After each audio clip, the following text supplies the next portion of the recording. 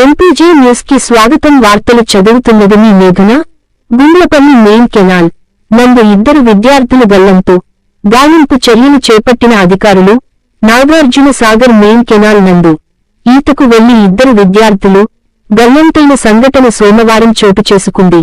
Nakarikallu SI Satish తెలిపిన వివరాల ప్రకారం గుండ్లపల్లికి చెందిన షేక్ షామీర్ వాలి, చిలకలూరిపేటకు చెందిన షేక్ అర్షద్, చీరాల నియోజకవర్గం ఈపూరుపాలెంకు చెందిన దారబడి మార్కు రూపస్, బాపట్ల జిల్లా వెదుళ్లపల్లికు చెందిన గుత్తి వరుణ్ నలుగురు గుంటూరు దగ్గర లాంలోని అర్క కాలేజీలో ఇంటర్ బైపీసీ ద్వితీయ సంవత్సరం చదువుతున్నారు.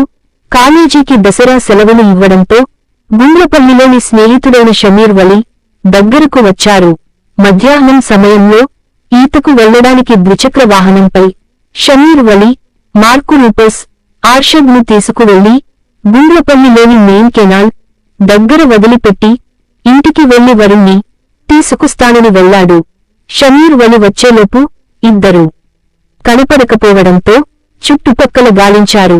ఒడ్డుపైన విద్యార్థుల చెప్పులు కనిపించాయి కాని స్నేహితులు కనపడలేదని తెలపడంతో గాలింపు చర్యలు చేపట్టినట్లు ఆయన తెలిపారు.